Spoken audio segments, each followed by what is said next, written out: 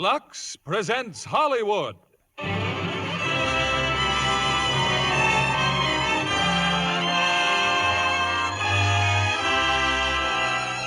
Lever Brothers Company, the makers of Lux Flakes, bring you the Lux Radio Theater, starring John Wayne, Mel Ferrer, and Mala Powers in She Wore a Yellow Ribbon. Ladies and gentlemen, your producer, Mr. William Keighley.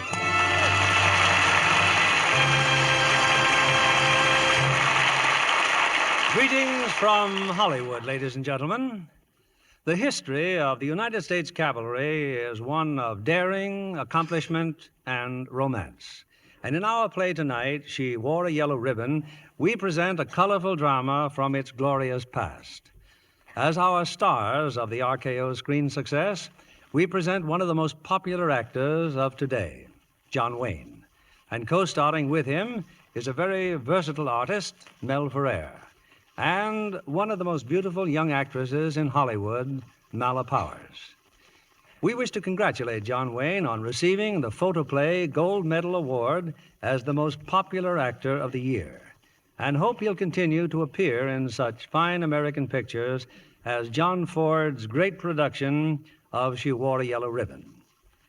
We know the ladies have always been color conscious, whether it was yellow ribbons in their hair or gay flowered handkerchiefs in their pockets. And they've always depended on Lux Flakes to preserve these colors. And now Lux with color freshener is more wonderful than ever. Here's She Wore a Yellow Ribbon, adapted from the famous story by James Warner Bella, starring John Wayne as Captain Brittles, Mel Ferrer as Lieutenant Cohill, and Mala Powers as Olivia Dandridge.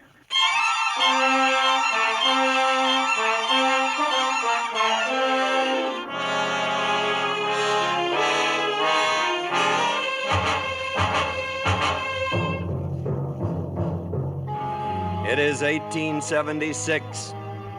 Custer is dead. Custer and over 200 men of the 7th Cavalry. It's more than just a victory for the Indians. It is a signal to unite. Kiowa, Comanche, Arapaho, Sioux, and Apache, united in common war against the United States Cavalry.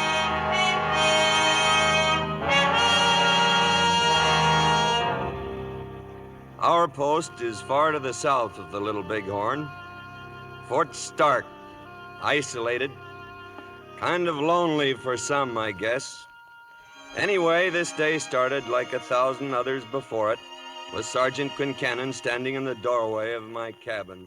Good morning, sir. 542, sir. 541. And a lovely morning it is, Captain Dowling. Coated in blazes. News? As follows, sir. Mrs. Jameson had her baby. The stagecoach run from here to Sudrow's Wells has been discontinued. And there's a dispatch rider in from the Desert Patrol. Well? Private Mackenzie got himself shot, sir. Boy or a girl for Mrs. Jameson? A little trooper, sir. When does the stage stop running? Finished, sir. No more stagecoach, sir. Mackenzie, is he bad off? No, sir. Good man, Quincannon. He'll make corporal in 5 or 6 years. Yes, sir. Well, scratch another day off that calendar. Just 6 more days, Captain Dowling. 6 more days and you're retired, sir. I am well aware of that, Quincannon. The Army will never be the same without you, sir. The Army is always the same. The sun and the moon change, but the Army has no seasons. But here you are in your prime, sir, and they're turning you out to pasture. That's a willful abuse of the taxpayers' money, sir. The only tax you ever worried about was on whiskey. I beg your pardon, sir. I guess you have a reason for busting in, Mr. Cohill? Sir, Sergeant Tyree's just entered the post. He's got half the Paradise River Patrol with him, sir, and the paymaster's coach. Keep talking, mister. Well, the paymaster's dead, sir. Gunshot wounds. Dead when Tyree found him, sir. Where? Near Red Butte, he said, sir. The money box is gone. Gunshot wound. Yes, sir. Though the coach is stuck full of arrows, too. Well, tell Sergeant Tyree to report at once to Major Alshard's quarters. Take over mooring inspection, Lieutenant. Yes, sir. And tell Tyree to bring one of those arrows with him. Now, let me look at that arrow again.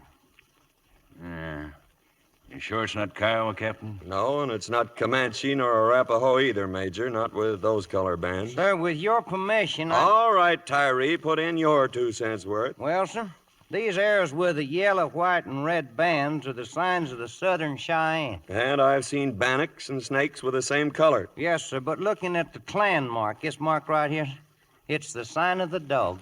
Then tell me, what in blazes would Cheyenne be doing this far south? That ain't my department, sir. Alert the post, Sergeant. Yes, sir. And get some rest. Thank you, sir. Well, Nathan, any ideas? I'll go out in the morning, pick up the patrols, and drive those Cheyenne back where they belong. Well, let me think on it, Nathan. I'll let you know later.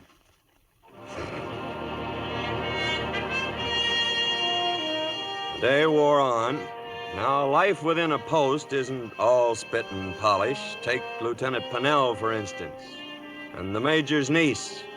Pennell's got a buckboard, and it's a fine day for a drive. Only he's having a little trouble at the gates. You heard me, Mr. Pennell. The post is on alert. Nobody's leaving the grounds. Oh, now, wait a minute, Cohill. You heard me. Sorry to spoil your outing, Miss Dandridge. Sorry, indeed. Because I wouldn't trust you to take me on a picnic last Sunday. Now you're hazing Mr. Pennell.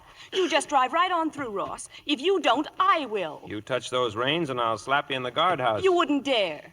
Someone placing you under arrest, Miss Dandridge? It's Lieutenant Cohill, Captain. He suddenly decided that he can order me around. Sir, I was merely following I orders. believe you interrupted the lady, Mr. Cohill. He certainly did. Now, I don't want to make a scene, Captain. But First Lieutenant Cohill has made up his mind that Second Lieutenant Pennell hasn't rank enough to be seen in my company. Sir, if I now could just... you're interrupting. Yes, sir. Any further complaint, Miss Dandridge? Complaint? Oh, I'm not complaining, Captain. Aha. Mr. Cohill, wipe that grin off your face and state your case. Sir, I have denied Mr. Pennell permission to leave the post. And for what purpose did you wish to leave the post, Mr. Pennell? Picnicking, sir.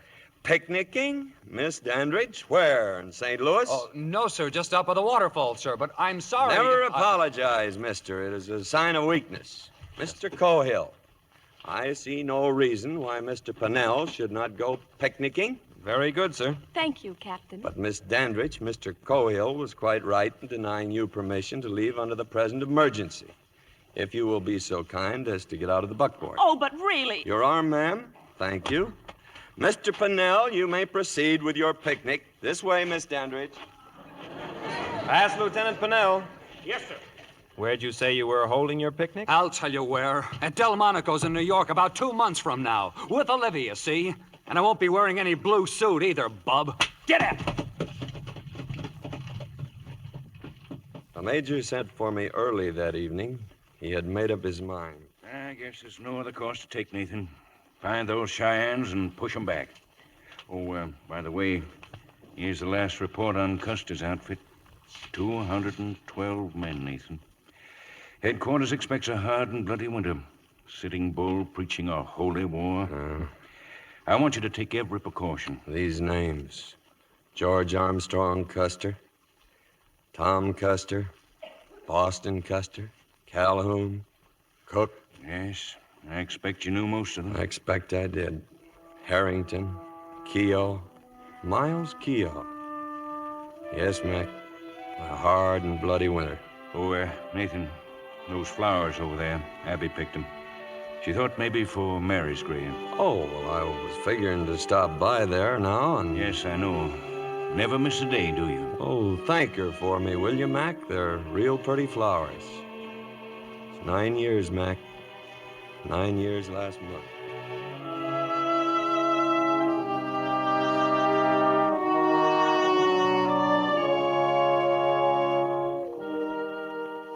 The flowers here, Abby, are from Mary. She raised them herself. Well, only 6 more days to go, and your old Nathan will be out of the Army. Haven't decided what I'll do yet. Somehow, I just can't picture myself back there on the banks of the Wabash, rocking on a front porch. No, I've been thinking that maybe I'd push on west to the new settlements in California. Anyway, I'm taking the troops out in the morning. Some Cheyennes around, so I pick up the patrols and drive them back north. My last mission, Mary. Hard to believe, isn't it? My last... I hope I'm not intruding, Captain. Why, no, ma'am, not at all. I was just... I know. I've watched you come out here so many times. I'm sorry I made such a fool of myself this morning. You made a fool out of a couple of young lieutenants. That's never against Army regulations. Then I'm forgiven? You're forgiven. Thank you, Captain. Good night. Good night, Miss Dandridge. She's a nice girl, Mary. She reminds me of you.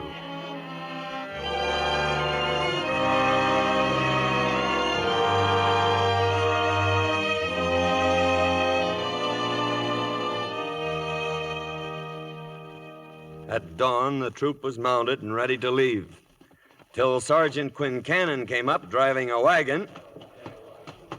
Just what do you think you're up to, Quincannon? Get out of that wagon. Begging your pardon, Captain Darlin, it's orders. Major's orders. Orders? Yes, sir, yes, sir. I'd best be seeing about them side saddles, too, sir. Side saddles? Are you trying to tell me? I'll be at Major Alshard's quarters. All right, Eddie. Hold on, Nathan, hold on. I know. What in blazes does this mean, side saddles, a covered wagon filled with women's junk? I can't hamper this patrol with a wagon, particularly this patrol. Nathan, I'm sending my wife and niece with you. What? They're to go as far as Sudrow's Wells and take the stage east from there. This is an order. I want to protest that order. I expected you would. There's pen and paper, so put it in writing. I intend to. I sat up half the night with this, Nathan. I can't keep Olivia here. She ain't Army. I'll say she ain't. For the following reason. You want some coffee? No. Yes. One, there is a party of Cheyenne raiding this territory. I have a feeling that every woman will... How many R's are there in territory? 2. Oh. Here's your coffee. Poor Abby. She says everyone will think she's running away.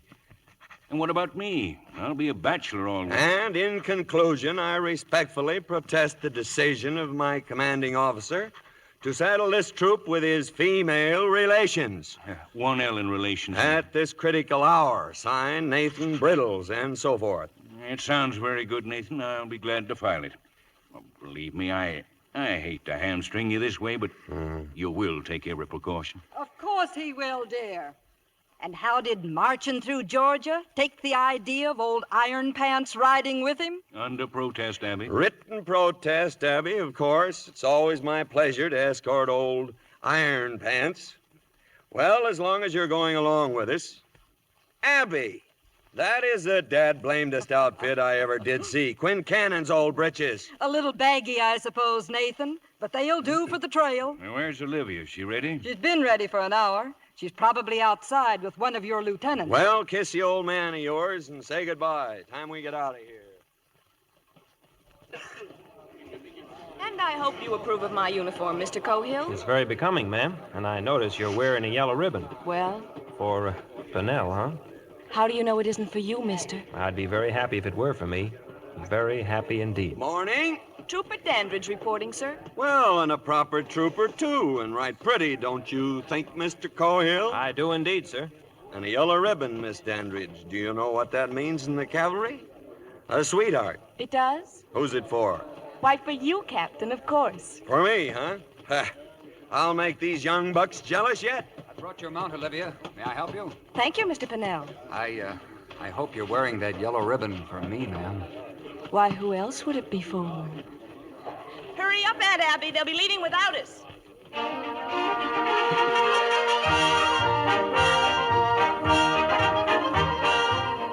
So we left the post. Just another routine mission. Folks waving goodbye, kids yelling, dogs barking. Only one thing in particular caught my eye. As we rode past the store, I saw Mr. Reinders, the sutler, in the back of the stable. He was hitching up his buckboard. Some hours later on the trail.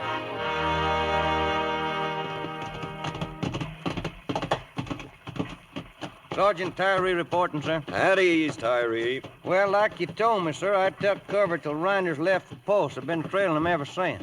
He went southeast, Captain, about a mile below the painted pole. There's 2 men waiting for him in a wagon. You recognize them? No, sir. And it didn't seem prudent to inquire. Now, what do you suppose they were doing that far south, and why did Mr. Reinders leave the post in the first place? He's a storekeeper, sir. That's right, licensed to sell merchandise to folks all over this territory. Only the post was on alert, Mr. Tyree, so I ask you again. What do you suppose Mr. Reinders and two strangers were doing that far south? Well, sir, I reckon that ain't my department, sir. Ah. Take a point, Tyree. We'll probably pick 'em up on the next go-around.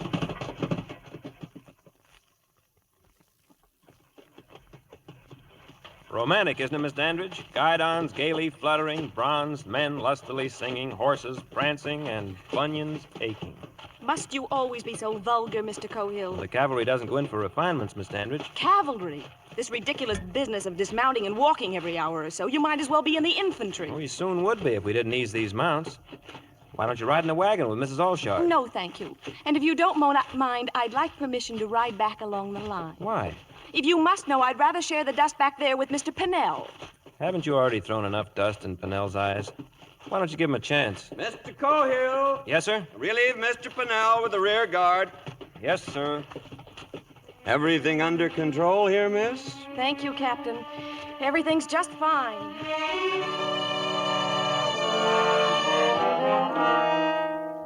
An hour later, Tyree found something he wanted me to see. I told Cohill, Pennell, and the bugler to tag along. Far off against the hills, a long, low cloud of dust was rising. Traveling the same direction we are, sir, toward Sudrow's well. Can you make 'em out, Sergeant? Looks like Arapaho, sir. Field glasses, Mr. Pennell. Yes, sir. They're moving the whole village, wagons, lodgings, and all. Yeah. Tyree, I don't know where you got your brains, but God must have given you that pair of eyes. They're Arapahoes, all right, heading the same way we are. Now, why would they be moving on Sudrow's wells? My mother didn't raise no sons to be making guesses in front of a Yankee captain, sir. Well, I'd soon find out if... there's no use even thinking about it. We can't risk it with these women. Arapahoes. Yes, Mr. Cohill, and I don't like it. So we'll turn east, gentlemen. Give 'em a wide berth. But we'll lose half a day that way, sir. The ladies may miss the stage, sir. Would you rather that they missed their scalp, sir? Get back to the column, both of you. Yes, sir. Yes, sir. I'm sorry, sir. Oh, shut up. By late afternoon, we reached the canyon country. With any luck, we'd be at Sudrow's wells by morning. Thought you didn't like the wagon, Miss Dandridge. You don't have to shout, Mr. Cohill. My aunt's trying to take a nap. Well, I've only got one thing to say to you. Why don't you take your hooks out of Ross Pennell? He's got the makings of a good officer. You are not his guardian, nor mine, Mr. Cohill. Well, I'm telling you just the same. Ross is a spoiled rich kid, and the Army's his only chance. So if you can't take the Army, leave him alone. Just before dusk, we reached the rim of a valley. And down below was a sight likes of which I hadn't seen in years. Why, they're buffaloes, sir. I admire your intelligence, Mr. Cohill. First time the herd's been this far south since the, summer of '68. That right, Quincannon? Correct, sir. It looks just like the good old days, sir. Buffalo meat and whiskey 50 cents a gallon, sir. You ever see a buffalo, Mr. Pennell? No, sir. Well, I doubt if the ladies have either. You may escort them as far as those rocks. The view might please them. Thank you, sir. And what you're thinking, Mr. Tyree? And don't tell me it ain't in your department. Well, Captain, if I was a young hot blood like Red Shirt anxious to show off before them Cheyenne dog soldiers, I'd be walking in front of one of them council fires tonight telling them that I was the one that made the medicine that brought back a buffalo. I'd tell them how all us Indians should stick together now, quit quarreling, and drive out the rest of them Yankee soldiers. That's what I'd tell them, Captain. Though, of course, I'm just guessing, you understand? Yeah, well, of course, now, I'm just guessing too, Sergeant, but if I was an Indian agent, maybe a licensed sutler with the name of Reinders, if I'd met up with a couple of men near Painted Post who might be gun runners, I'm guessing I'd be mighty close to that council fire of red shirts, ready to do a land office business in repeating rifles. How good's that mount of yours, Tyree? Best in the troop, sir. Make for the Paradise River. Pick up the rest of the patrol there, then proceed at your best pace to Sudrow's wells. Have them hold the stage for the ladies. Yes, sir. And tell them that I've been delayed.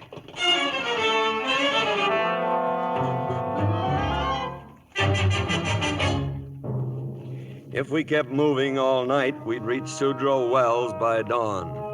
But just before daylight, we saw a strange glare in the horizon.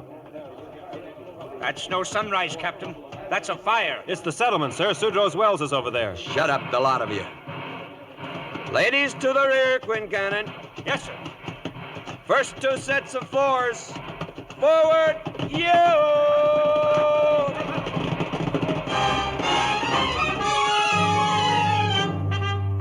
We rode into Sudrow's Wells at top speed. But all that was left was a huddle of survivors and a pile of ashes. We'd come too late.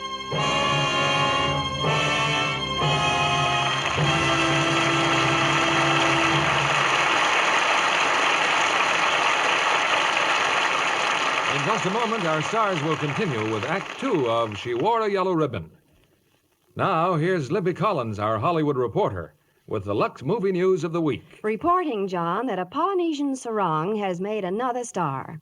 Not that pretty Deborah Paget hasn't already proved herself a star, but personally, I think 20th Century Fox did her an extra favor when they cast her in Bird of Paradise with Jeff Chandler and Louis Jourdan. 17-year-old Deborah didn't climb the ladder of success. She practically flew up. But it's not surprising. She has actors aplenty on her family tree.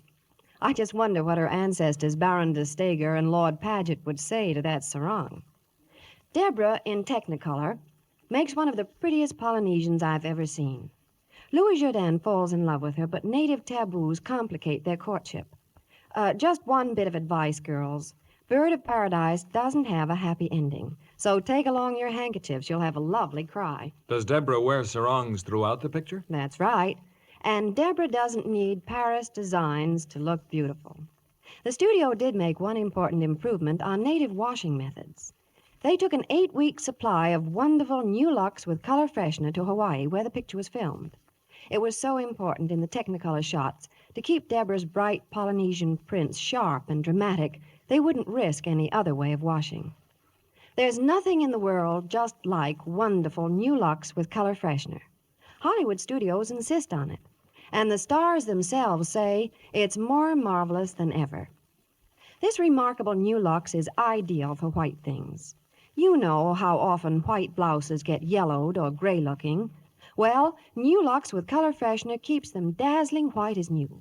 Prints have such zing and snap you can hardly believe your eyes.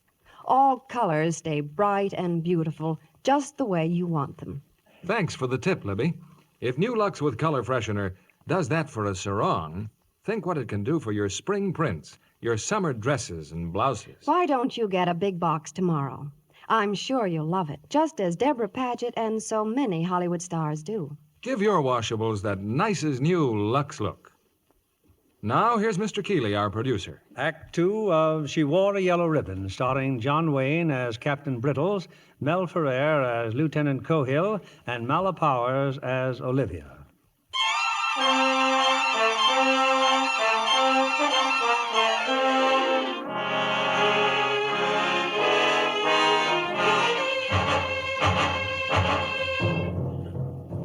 Among the survivors at Sudrow's Wells were 7 men from the Paradise River Patrol under Corporal Quayne. Quayne had been badly wounded. Arapaho, sir, they jumped us at sundown yesterday, sir. Yes, well, your report can wait, Quayne. Doctor, over here. I better give it to you while I can, sir. They had us ringed. At night, we got away. We made it to the relief point, sir, but you weren't there. Just Sergeant Tyree alone, I sir. wanted to be there, Corporal. We got here before midnight, and then they closed in. Thank you. A good, clear report, Corporal. Show up in your record when you come up for that extra stripe in 2 or 3 years. Thank you, sir. Who are they, Tyree? Cheyenne dog party. About 30 Arapahoes with them. They banded up under Red Shirt. Well, that blows the lid, doesn't it? How many dead here? 5, sir. Ma and Pa Sudrow, 1 other woman, 2 men. Children see it? No, sir. Found them hiding in the smokehouse. Tyree, I think it's about time I did retire. Sir, one of the dead is Trooper Smith. Smith? Wasn't for him, sir, there'd a lot more of us been gone. Smith? I served under him for more than a year, sir. Wilderness campaign. Oh, yes, I know. Mr. Cohill. Sir? Where are the women?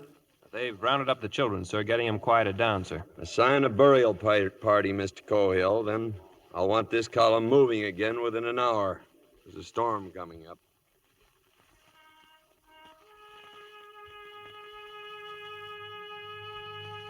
For who shall believeth in me shall never die. I commend to your keeping, sir, the souls of John Sudrow and his wife Martha, Albert Bridges and his wife Annie, and also the soul of Rome Clay, late Brigadier General, Confederate States Army, known to his comrades here as Trooper John Smith, United States Cavalry, a gallant soldier and a Christian gentleman. Amen.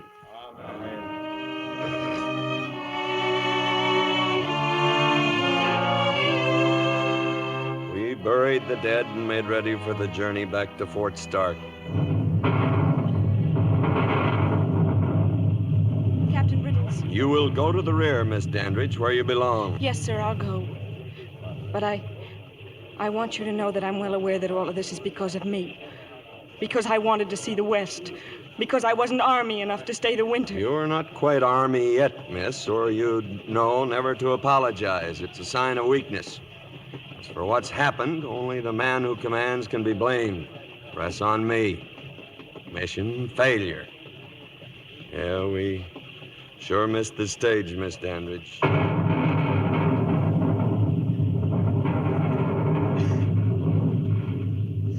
Pass the word. Quain's doing fine. Pass the word. Quain's doing fine. Pass the word. Quain's doing fine. What are they talking about, Mr. Cohill? Corporal Quain, the doc says he'll be all right. Oh, I'm so glad. Why? He's just another dog-faced soldier in dirty shirt blue. What's he mean to you? Did you ever dance with him at the fort? Did you ever speak to him? No, of course you didn't. Quain's not a gentleman. I've been finding that some lieutenants' bars are no guarantee of a gentleman either. You're glad about Quain, sure. But only because it puts the happy ending to the story you'll take back east to your tea parties. Well, now you can tell him you've seen it all. A real Indian fight, a man with an arrow sticking in his chest. Why do you have That should make your tour just about perfect. If you don't mind, Miss Dandridge. Yes? Mrs. Alshard is a rough time in that wagon, helping with Quain and all. Would you spell her for a while? Certainly, Captain. Thank you. Mr. Cohill, did anyone ever take down your breeches and tan your hide? Why, no, sir. That is, yes, sir, my father, sir, with a strap. Well, I'm just old enough to be your father, bub. Now get out of here. Take a point. They'll make a fine, boisterous couple, Captain Donald, when they're married. When I want your opinion, Quincannon, I'll... Yes, sir, any time at all.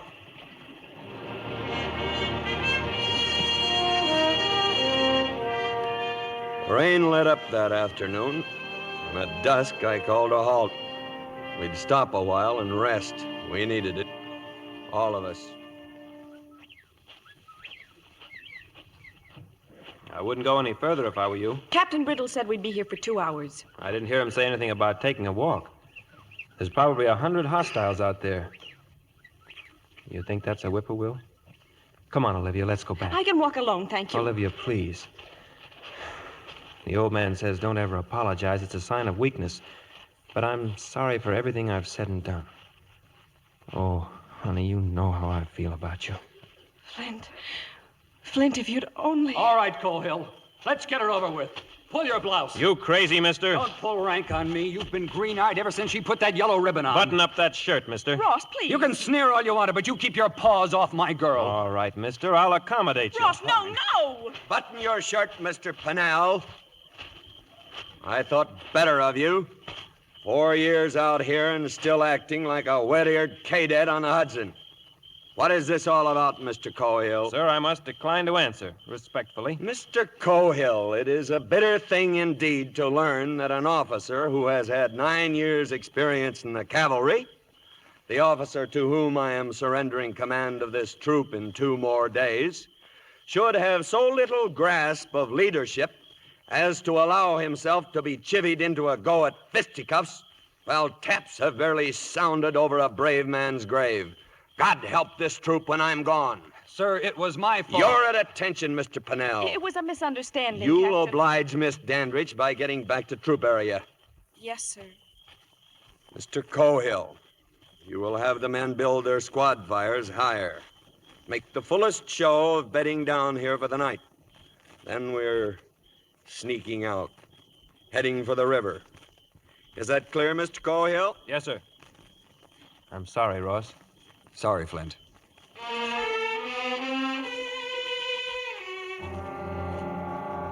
As usual, I had sent Sergeant Tyree to scout up ahead. And as usual, his eyesight hadn't failed him.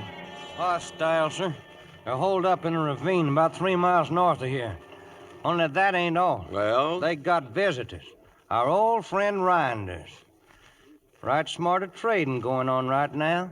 Repeating rifles. Mr. Rinders, huh? Well, pass the word to Mr. Pennell. The 3 of us are going up to that ravine. The darkness helped us. We got to within maybe 100 yards of the Indian encampment. They'd built a big council fire. There was Rinders and his friends bargaining with Redshirt over the rifles and the wagon. Well, what's the argument now? Same thing, Rinders. Redshirt keeps saying that $50 apiece is too much. Too much, huh? Tell that grandson of a horse thief that I know he's got the money. Because he stole it from the paymaster's coat. Yo, Shiva, you do what do? Tell him I know he killed him, too. That it's $50 or no rifle. We saw Redshirt raise his hand, then a flash of knives. They dragged the white men, still living, and threw them on the fire. Join me in a chaw of tobacco, Sergeant? No, sir. I don't chaw and I don't play cards. Chawing tobacco is a nasty habit. It's been known to turn a man's stomach. Mr. Pennell? I'll take a chaw if you please, sir. Here. Now let's go. You still figuring on resigning, Mr. Pennell? No, sir.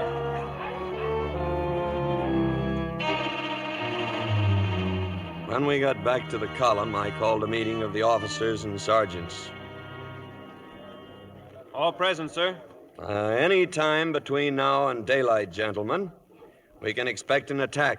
That means the main column is leaving here right now. We will leave a rear guard under 1 officer. Sir, I'd consider it a privilege if Thank you, Mr. Purnell. Your offer to volunteer will go on your record, if you still wish to make a record. Mr. Cohill, 2 squads will remain behind. You will be in command. May I have the 1st and 2nd, sir? The 2nd squad has too many old married men. 1st and 5th, sir. You will cover our crossing and dig in. Yes, sir. Then pass the word and let's start moving.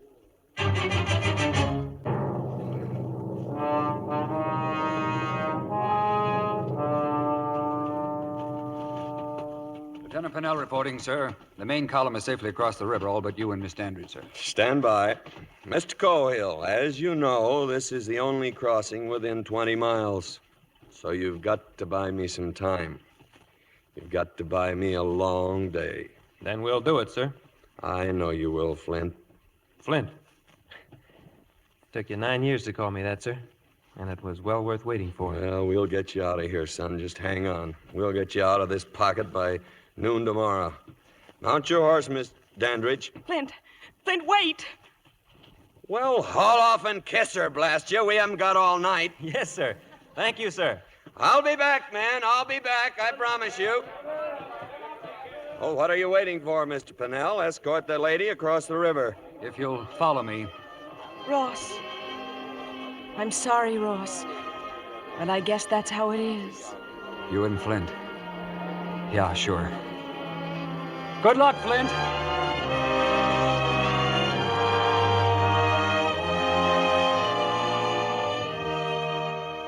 You're worn out, Nathan. The report can wait till later. Just thank heaven so many of you got safely back here to post. It is my duty to report, Major Allshard. Mission a failure. Oh, fiddlesticks. It was our fault. You did everything and I more have than never worn a coat of whitewash yet, Abby, and I won't start now. I failed at Sudrow's. I failed to keep Rinders' rifles from the tribes, and I failed at everything. I leave the Army a failure. Now stop it. You're just running yourself down because you... Blast it, Mac. Hasn't she told you I left Flint Cohill with 2 squads back at the Paradise? And a sound military move. So, with your permission, I'll start back. I'll have Cohill out of that pocket by noon tomorrow. No, Nathan. The troops can't leave till morning. Morning? They ought to pull out of here before midnight. Well, I'd agree if you were leading them, but Pennell will need all the daylight he can find. Pennell, that babe in the wood, fording a river against a swarm of hostiles with Winchesters? Nathan, aren't you forgetting something? You retire from the Army tomorrow. Tomorrow is all I need. I can't leave Cohill facing those devils. It's no one-day mission. This could go on for weeks. All right, then I'll volunteer as a civilian scout, interpreter, anything. And I thought you were fond of Cohill. Fond of him? Every time Cohill gave an order, men would turn around and look at you, wondering if he was doing the right thing. You want to ruin the boy? Oh, I know, Mac. Pennell's got to run his chances, too. We ran him, Nathan. That's what we get paid for. Yeah, I guess you're right, Mac. I guess you're right. Well, with your permission, then, I'll quit the post tomorrow. Permission granted, Nathan. Where will you go, Captain? Go? I don't know, miss. West, I guess. California, new settlements. Old soldiers, Miss Dandridge. Someday you'll learn how they hate to give up. Captain of a troop one day and every man's face turned towards you. Lieutenants jump when I growl, and now tomorrow I'll be glad if the blacksmith asks me to shoe a horse. Blast your eyes, Abby, if you start sniffling now. And as for you, young lady... I'm not crying. I'd like to stand up and cheer.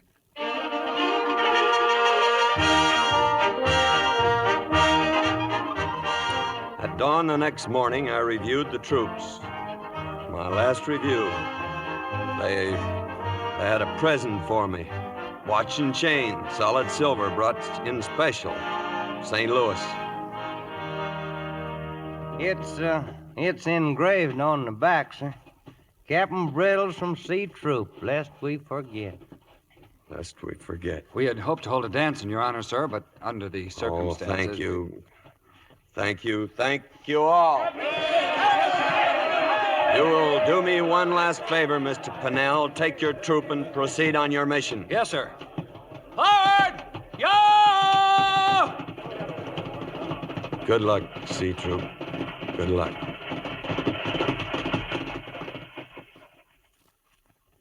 Stop worrying, Nathan. They'll get Cohill out of there.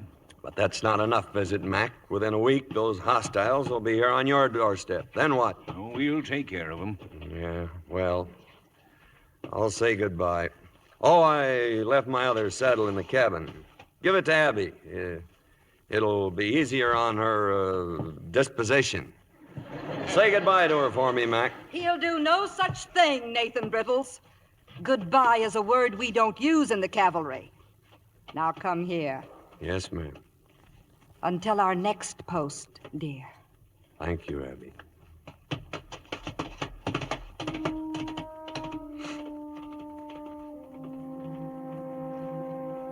Once out of sight of the post, I swung east toward the Paradise River. I had a plan. I had witnessed Rinder's murder, but I had seen more than that. Among the Indians around that council fire, I had seen an old man. Pony that walks. I had known him from years before. Yes, I had a plan.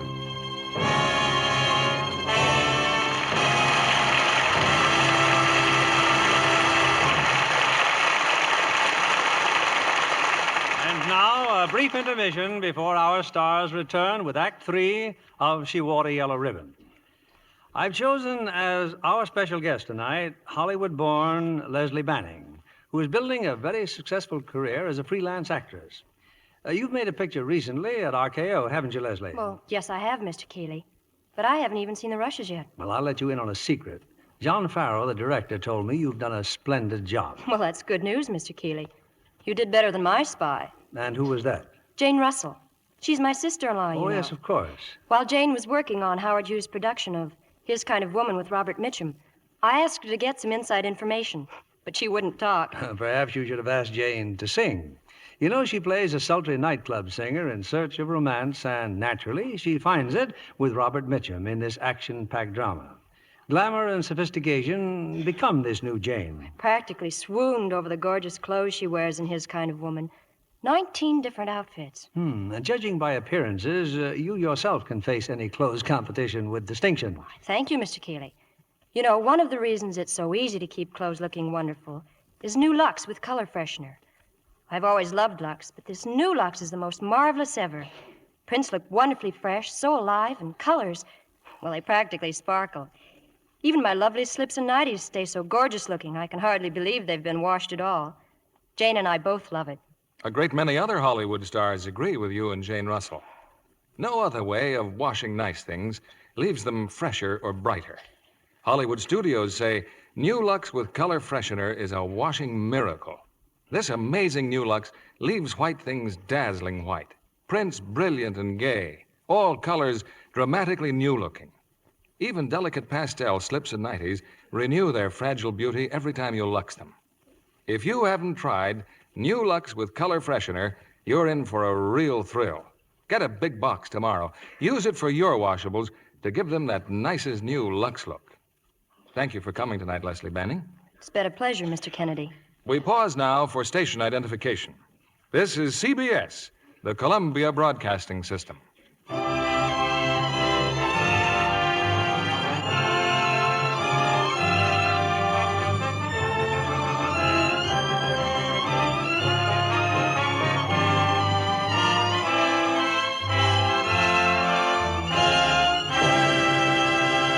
The curtain rises on Act 3 of She Wore a Yellow Ribbon, starring John Wayne as Captain Brittles, Mel Ferrer as Lieutenant Cohill, and Mala Powers as Olivia.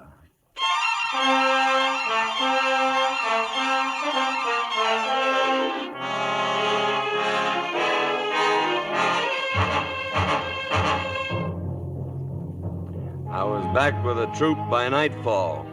Pennell, to my surprise, had effected the relief of Cohill's men without incident.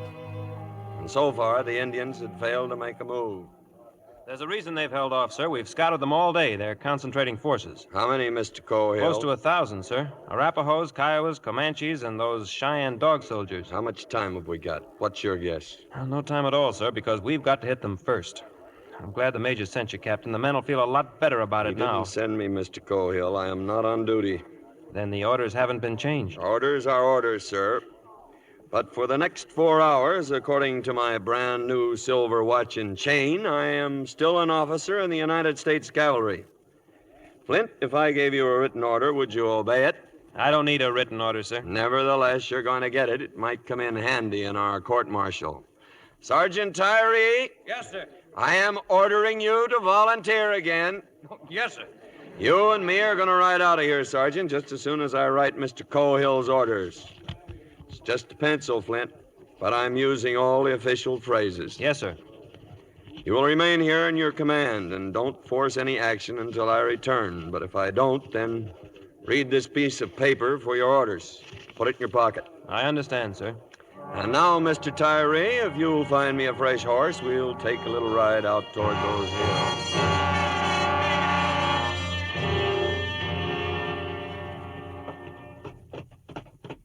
Not that it's any of my business, sir, but may I ask where we're going? That's a foolish question, Sergeant. You know as well as I do. Yes, sir. To the Indian encampment. You aiming to powwow with Red Shirt, Captain? I'm not that crazy. No, sir. But there is a chief who might listen to us. Pony that walks. Ever hear of him? Yes, sir, but he's an old man. That makes two of us who've seen enough of war. Yes, sir. In case you don't know it, sir, that ain't a bird. Walk your horse, Sergeant. Hold up your right hand. It's a peace signal. Let's hope they'll see it. They're just over that ridge, Captain. Yeah. Ever been scared, Mr. Tyree? Yes, sir. Up to and including right now.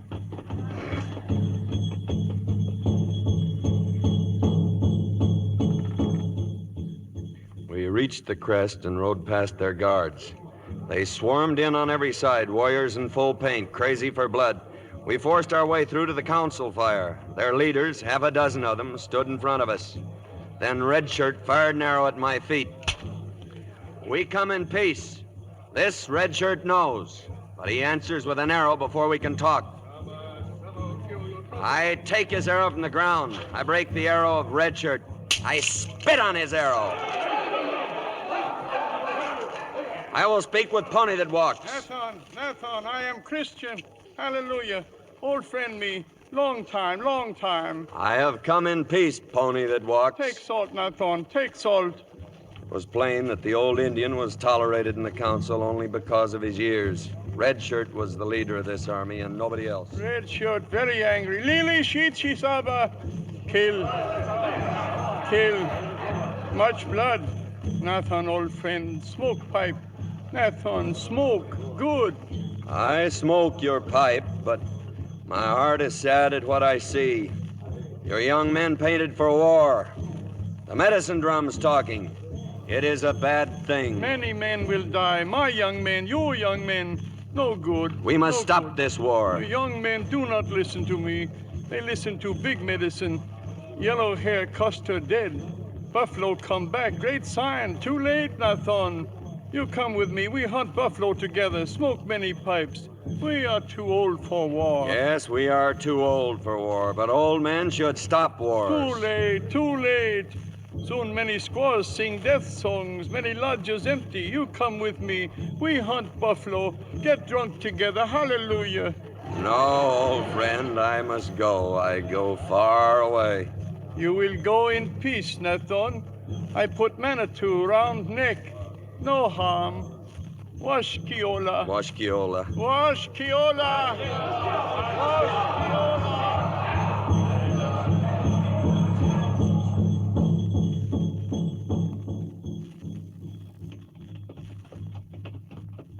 It appears they're turning us loose, Captain. It's not enough, Sergeant. I had hopes of coming to terms. Terms? With them? One more failure to add to my... Is something wrong? No, nothing wrong. Just glanced to your left there. Kind of casual-like, Sergeant. Yes, sir. Well? The ponies, hundreds of them. Hundreds of ponies in a gully where they can't wander off. But if something was to stampede those ponies... Stampede? Yes, sir. Back to camp, Mr. Tyree. On the double.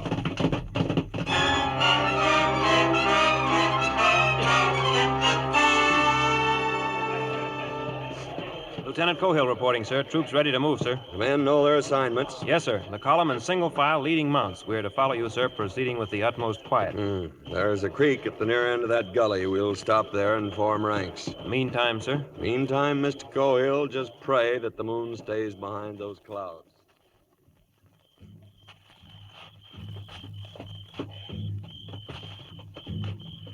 Troop, halt. Pass the word. Halt and pass the word. Mr. Cohill, can you read the time by my brand new silver watch and chain? Yes, sir. 12 minutes to midnight, sir. The gully lies straight ahead of us.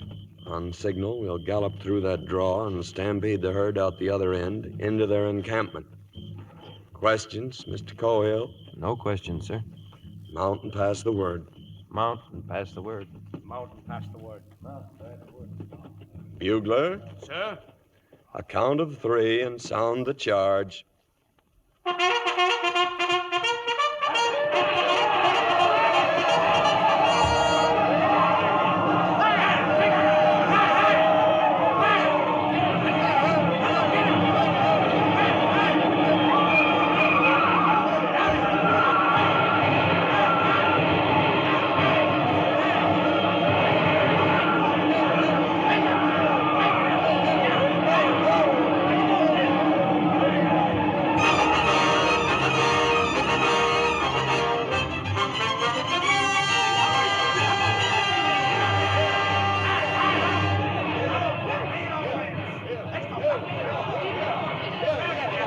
Sound recall! Sound recall!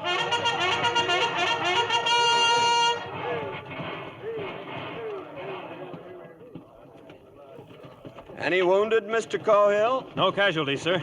No casualties. No Indian war, no court-martial. You'll have a time rounding up those hostiles, Mr. Cohill, but they'll not get very far on foot. Take them back to the post, sir? No, back to the reservation.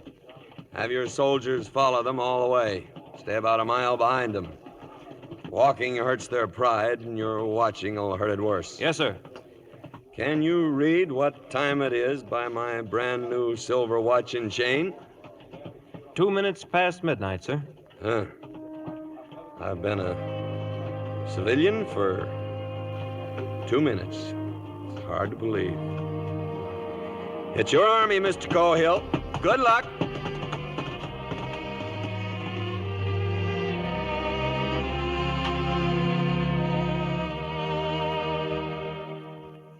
Captain Brittles just said goodbye and rode away. Is that it, Mr. Cohill? Yes, Major. We got the hostiles on the trail, sir. Then I left Lieutenant Pennell in charge and returned here to report, sir. So Nathan's finished with the Army, is he? Well, the Army isn't finished with him. Who's your best rider, Mr. Cohill? Why, Sergeant Tyree, sir. Then tell Sergeant Tyree I want to see him right away.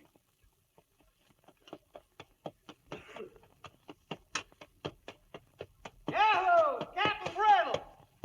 Tyree, Been half a week running you down. if you think you're going to California, Mr. Tyree, No, sir, you're... just bringing a message for you, sir. Huh? From a Yankee War Department by way of Major Olshaw. I knew it. Dad blasted, I knew it. Where's my spectacles? Every time a man... Tyree. Look. Look what it says. It's my appointment, Chief of Scouts with the rank of Lieutenant Colonel. And will you look at those endorsements? Phil Sheridan, William Tecumseh Sherman, and Ulysses Simpson Grant, President of the United States of America. There's 3 aces for you, boy. Yes, sir. I kind of wished you'd been holding a full hand. Huh? Full hand? What do you mean, full hand? Robert E. Lee. Oh. Well, it wouldn't have been bad. Let's get back, boy.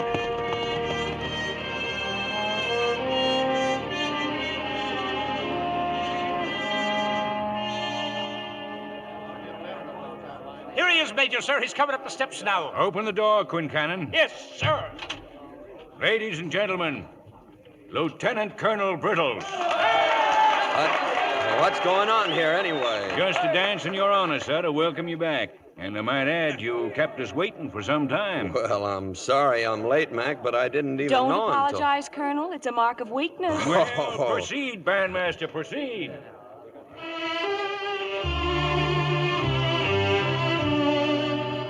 Old Iron Pants has a request to make. Your arm, Nathan. Thank you, Abby. And, sir. Yes, Mr. Cohill? You'll be surprised to know that Miss Dandridge and I are going to be... Why, son, I knew it all the time. Everybody in the post knew it above the rank of a second lieutenant.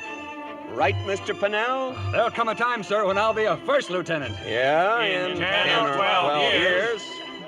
Will you stay for the dance, Colonel? Well, if you'll excuse me, Miss Dandridge, I've got to make my report first. Colonel, wait. Here, please take these with you. Oh, well, I am obliged, ma'am. Well, thank you, ladies and gentlemen. Thank you. Report? And your flowers. You gave him your flowers. I think they'll make someone else even happier, darling. His girl.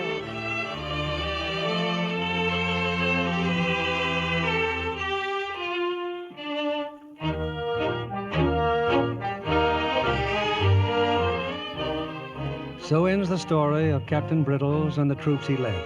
The dog-faced soldiers, the 50 cents a day professionals riding the outpost of a nation. From Fort Reno to Fort Apache, from Sheridan to Stockton. Men in dirty shirt blue and only a cold page in the history books to mark their passing. But wherever they rode and whatever they fought for, that place became the United States.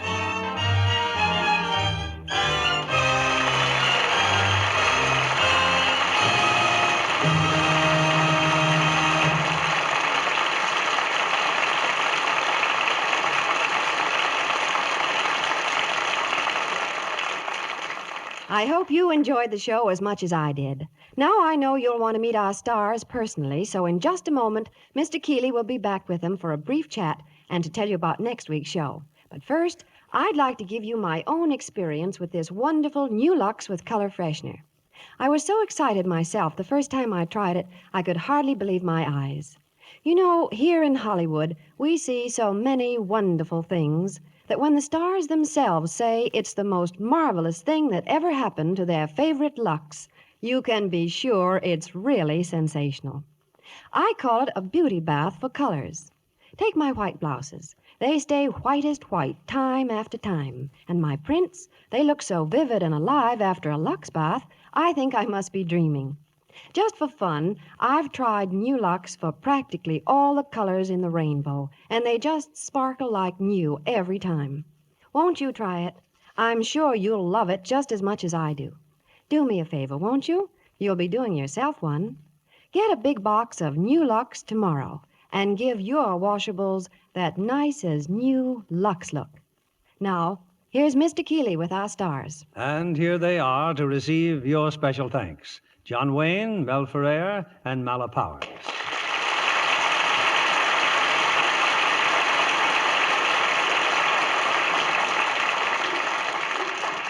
John, we usually advise the young actresses appearing here to use Lux to help their careers. Now, for the young actors, we'll take a tip from you and suggest football.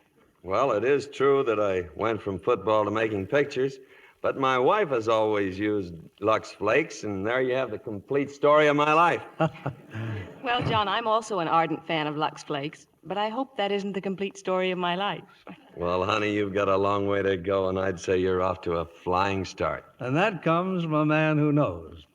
John, I think you're one actor who can truly say that the secret of your success is hard work. Well, that's for sure. I understand that at one time there were 9 different John Wayne pictures playing simultaneously in local theaters. Well, I like to be active, Mel, and I try to see that all the pictures are filled with the same. For instance, at RKO, I just finished the Edmund Granger production of The Flying Leathernecks. You can guess what that's all about. We're soon leaving for Ireland to do a film with John Ford. Well, why don't you stay with us at RKO and do another picture? Well, okay, Mel. I'd really like a chance to direct something for Howard Hughes like you've been doing. I suppose, John, you're talking about Mel Ferrer's wonderful direction of Faith Domergue in Vendetta. That's exactly what I'm talking about. Producing, acting, directing. Now you know the secret of John Wayne's success. Hard work. Well, speaking of hard work, Bill, what are you doing here next week? Mel, we've really selected an exceptional cast for next week's play, and we'll present them in Metro-Goldwyn-Mayer's electrifying drama, The Red Danube. And from the original cast, we have 3 great stars: Walter Pidgeon, Peter Lawford, Janet Leigh. You won't want to miss this gripping story combined with a tender romance. It sounds wonderful. Good night. Good night. Good night, and all our thanks.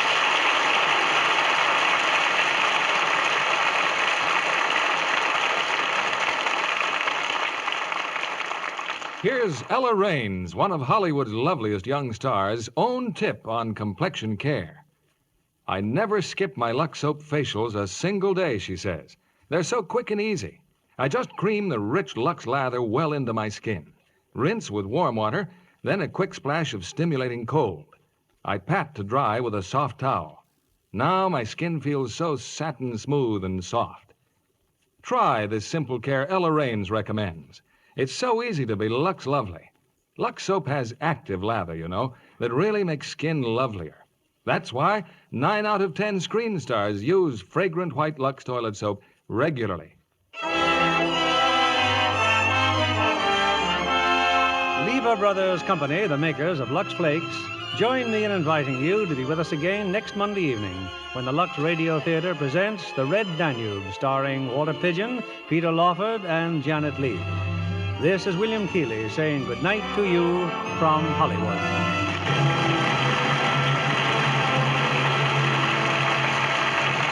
Mala Powers appeared through the courtesy of RKO, producers of Payment on Demand, starring Betty Davis and Barry Sullivan. Heard in our cast tonight were Barton Yarborough as Tyree, Bill Johnstone as the Major, George Neese as Pinnell, and Wally Mayer as Quincannon. And Sandra Rogers, Norman Field, Dan Riss, Paul Dubov, and Eddie Marr. Our play was adapted by S.H. Barnett. The original story was by James Warner Bella. Our music was directed by Rudy Schrager. This is your announcer, John Milton Kennedy, reminding you to join us again next Monday night to hear Walter Pidgeon, Peter Lawford, and Janet Leigh in The Red Danube. Stay tuned for My Friend Irma, which follows over these same stations. This is CBS, the Columbia Broadcasting System.